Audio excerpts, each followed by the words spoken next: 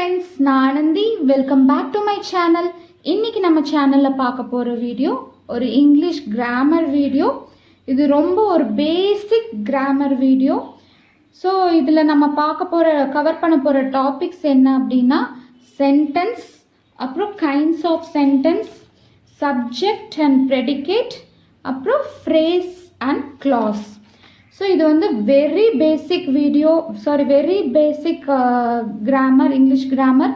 So இதில் வந்து இதுதான் வந்து அடிப்படையே இங்கிலீஷ் கிராமருக்கு. சென்டென்ஸ்னால் என்ன, அதோட டைப்ஸ் ஆஃப் சென்டென்ஸ்னால் என்ன, இதை வந்து தெரிஞ்சுக்கிட்டீங்கன்னா இனி வந்து போக போகிற அந்த ஹையர் டாபிக்ஸ்லாம் வரும்போது உங்களால் ஈஸியாக வந்து அதை அண்டர்ஸ்டாண்ட் பண்ணிக்க முடியும். ஸோ கண்டிப்பாக ஃபுல் வீடியோ பாருங்கள். ஸோ வீடியோக்குள்ளே போகலாம். ஃபஸ்ட்டு என்ன பார்க்க போகிறோம் அப்படின்னா சென்டென்ஸ்னால் என்ன அப்படின்னு பார்க்கலாம். A group of words which makes complete sense is called a sentence.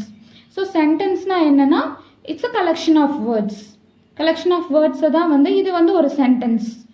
So collection of இதெல்லாம் வந்து வேர்ட்ஸ், ஒவ்வொன்றும் வந்து வேர்ட்ஸ் சொல்லுவோம். ஸோ கலெக்ஷன் ஆஃப் வேர்ட்ஸை தான் வந்து சென்டென்ஸ் அப்படின்னு சொல்கிறோம். ஸோ ஆனால் வந்து என்னன்னா it should make some sense, it should make complete sense. So collection of வேர்ட்ஸாக மட்டும் இருந்தால் போதாது, அதில் வந்து ஒரு மீனிங் இருக்கணும்.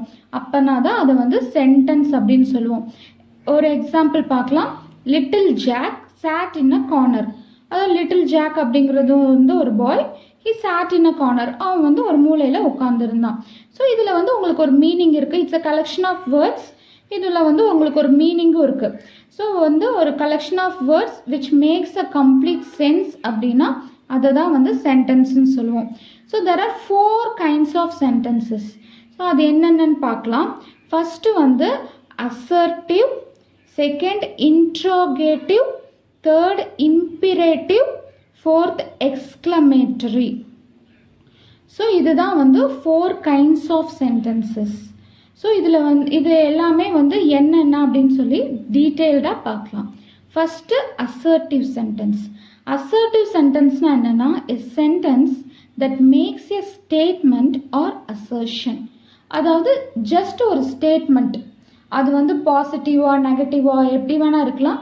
இட்ஸ் ஜஸ்ட் அ ஸ்டேட்மெண்ட் அப்படின்னு வந்து இருந்துச்சுன்னா அது வந்து இட்ஸ் அ அசர்ட்டிவ் சென்டென்ஸ். அதாவது Hampi டம்பி sat on a wall.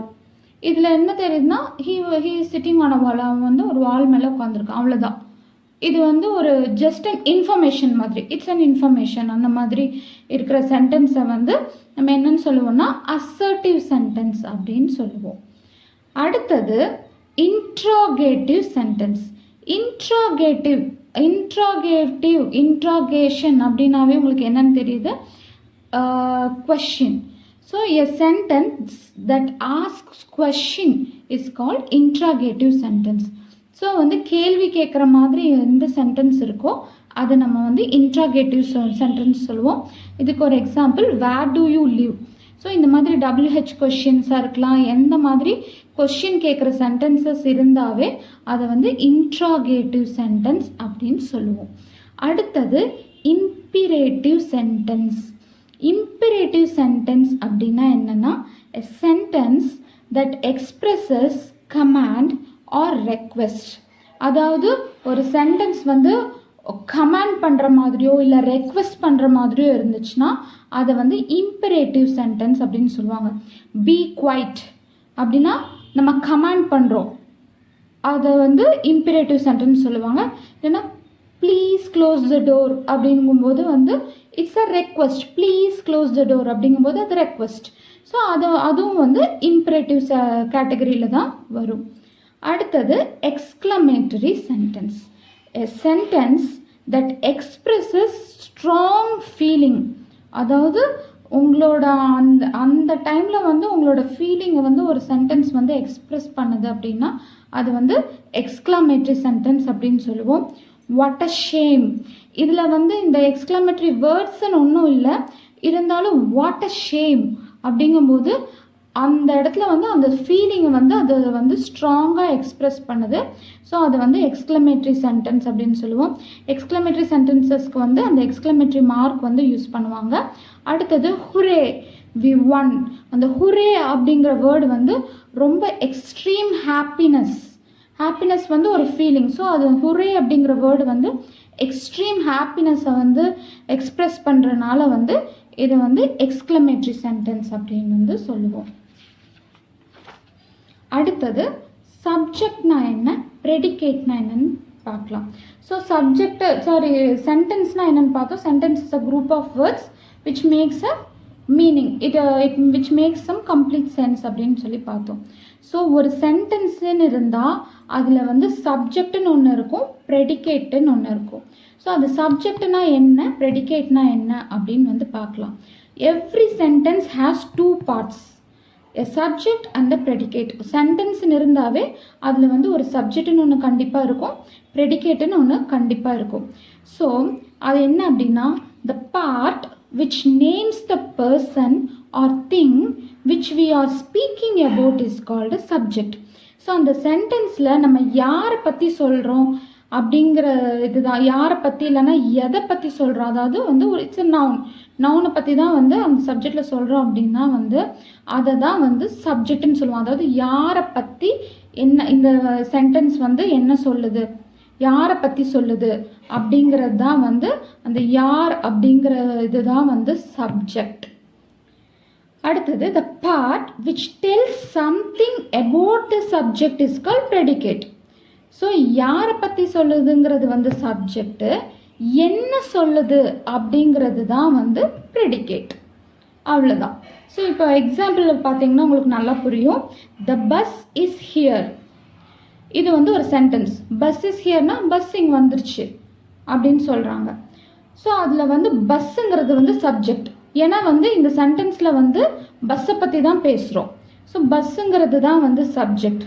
Is here அப்படின்னா வந்து அது வந்து என்ன, அதாவது விச் இஸ் ஹியர், அதாவது பஸ் இஸ் ஹியர்னா இங்கே இருக்குது அப்படிங்கும்போது என்னது இங்கே இருக்குது அப்படின்னா வந்து அது அந்த இங்கே இருக்குது அப்படிங்கிறது வந்து எதை பற்றி சொல்லுதுன்னா அந்த பஸ்ஸை தான் வந்து பாயிண்ட் பண்ணுது. ஸோ வந்து அந்த பஸ்ஸை பற்றி வந்து எக்ஸ்ட்ராவாக ஒரு இன்ஃபர்மேஷன் வந்து சொல்லுது, அதை வந்து நம்ம ப்ரெடிகேட்டுன்னு சொல்லுவோம். Which tells something about the subject. So இந்த இஸ் ஹியர் அப்படிங்கிறது வந்து அந்த பஸ்ஸோட பிளேஸை வந்து சொல்லுது. ஸோ அதை வந்து நம்ம ப்ரெடிகேட்டுன்னு சொல்லுவோம். ஸோ இப்போ உங்களுக்கு நல்லா புரிஞ்சிருக்கும் சப்ஜெக்ட்னா என்னென்னா வந்து யாரை பற்றி அந்த சென்டென்ஸில் பேசுகிறோமோ அவங்க தான் சப்ஜெக்ட், என்ன நம்ம பேசுகிறோமோ அதுதான் ப்ரெடிகேட்.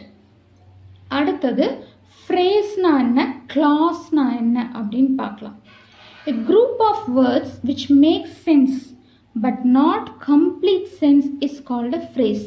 ஃப்ரேஸும் வந்து it's a group of words. Sentence மாதிரி தான், it's a group of words. ரெண்டுக்கும் என்ன டிஃப்ரென்ஸ் அப்படின்னா, சென்டென்ஸில் வந்து ஒரு கம்ப்ளீட் மீனிங் இருக்கும், ஆனால் ஃப்ரேஸில் வந்து ஒரு கம்ப்ளீட் மீனிங் வந்து இருக்காது. அதுதான் வந்து ஃப்ரேஸ்.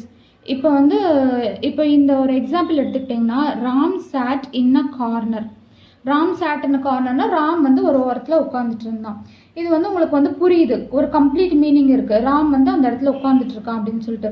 இப்போது இதில் வந்து இன்ன கார்னர் மட்டும் தனியாக எடுத்துட்டீங்க அப்படின்னா, இன்ன கார்னர் அப்படின்னா அந்த ஓரம் அப்படின்னு வந்து தெரியுது.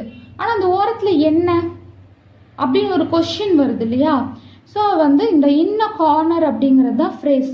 இது வந்து இட்ஸ் இப்போ இங்கே தனியாக எடுத்துட்டிங்கன்னா இன்ன கார்னர் அப்படின்னு பார்த்தீங்கன்னா இதுவும் வந்து குரூப் ஆஃப் வேர்ட்ஸ் தான், குரூப் ஆஃப் வேர்ட்ஸ். ஆனால் இதுக்கு வந்து ஒரு கம்ப்ளீட் மீனிங்கே கிடையாது. It doesn't make complete sense. So அதுக்கு வந்து ஒரு சப்ஜெக்ட் இருந்தால் தான் வந்து it makes a complete sense. அப்படி இல்லைன்னா அதை வந்து என்ன சொல்லுவாங்கன்னா ஃப்ரேஸ் அப்படின்னு சொல்லுவோம்.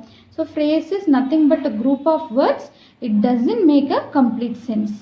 அடுத்தது கிளாஸ்னா என்னன்னு பார்க்கலாம். Group of words which forms part of a sentence and contains a subject and the predicate is called clause. இதுவும் வந்து கிளாஸுங்கிறதும் it's a group of word. இது வந்து ஒரு சென்டென்ஸில் வந்து ஒரு பார்ட்டாக இருக்கும். ஆனால் இது வந்து ஒரு பார்ட்டாக இருந்தாலும் இதில் வந்து சப்ஜெக்டும் இருக்கும், ப்ரெடிகேட்டும் இருக்கும். அதை தான் வந்து கிளாஸ்ன்னு சொல்லுவோம். இது ஒரு எக்ஸாம்பிள் வச்சு சொன்னால் உங்களுக்கு ஈஸியாக புரியும். He has a chain which is made of gold. இதில் பார்த்தீங்க அப்படின்னா he has a chain அப்படிங்கிறது வந்து ஒரு part of a sentence. which is made of gold அப்படிங்கிறது இன்னொரு part of the sentence. So இந்த பார்ட் ஆஃப் த சென்டென்ஸை தான் வந்து நம்ம கிளாஸ் அப்படின்னு சொல்லுவோம். ஏன்னா வந்து இதில் வந்து சப்ஜெக்டும் இருக்குது, ப்ரெடிகேட்டும் இருக்குது. ஆனால் வந்து it doesn't make a complete sentence, it's just a part of a sentence. இப்போ இதில் விச் அப்படிங்கிறது தான் வந்து it's a subject. Is made of gold அப்படிங்கிறது தான் வந்து ப்ரெடிகேட். ஸோ இது விச்சுங்கிறது தான் சப்ஜெக்ட், இஸ் மேட் ஆஃப் கோல்டுங்கிறது ப்ரெடிகேட். இதில் வந்து சப்ஜெக்டும் இருக்குது, ப்ரெடிகேட்டும் இருக்குது. It's a group of words. ஆனால் இதுக்கும் வந்து ஒரு கம்ப்ளீட் மீனிங் கிடையாது. அதுதான் வந்து கிளாஸ். இதுதான் வந்து ஃப்ரேஸுக்கும் கிளாஸுக்கும் இருக்க டிஃப்ரென்ஸ். என்னென்னா ஃப்ரேஸில் வந்து உங்களுக்கு வந்து சப்ஜெக்ட் ப்ரெடிகேட் ரெண்டுமே இருக்காது. ஆனால் கிளாஸில் வந்து சப்ஜெக்டும் ப்ரெடிகேட் ரெண்டுமே இருக்கும். ஸோ இதுதான் வந்து ஃப்ரேஸ் அண்ட் கிளாஸோட டிஃப்ரென்ஸ். ஸோ இப்போ பார்த்துருப்பீங்க இந்த வீடியோவில் நம்ம என்னெல்லாம் கவர் பண்ணியிருக்கோம் அப்படின்னா, சென்டென்ஸ்னால் என்ன, கைண்ட்ஸ் ஆஃப் சென்டென்சஸ்லாம் என்னென்னு பார்த்துருப்போம். அடுத்தது சப்ஜெக்ட்னா என்ன, ப்ரெடிகேட்னா என்ன, ஃப்ரேஸ்னா என்ன, கிளாஸ்னா என்ன, இதுன்னு பார்த்துட்டோம். ஸோ இதில் உங்களுக்கு ஏதாவது டவுட் இருந்தால் கண்டிப்பாக கமெண்ட் செக்ஷனில் போஸ்ட் பண்ணுங்கள். இந்த வீடியோ பிடிச்சிருந்தா லைக் பண்ணுங்கள், உங்கள் ஃப்ரெண்ட்ஸ் கிட்ட ஷேர் பண்ணுங்கள், மறக்காமல் சேனலை சப்ஸ்கிரைப் பண்ணுங்கள். ஸோ இது வந்து ஒரு பேசிக் வீடியோ தான், கிராமர் வீடியோ. இன்னும் வந்து கிராமரில் வந்து ஒவ்வொரு டாப்பிக்காக வந்து நான் கண்டிப்பாக கவர் பண்ணுவேன். ஸோ கண்டிப்பாக வந்து எல்லா வீடியோஸும் பாருங்கள். தேங்க்யூ ஃபார் வாட்சிங்.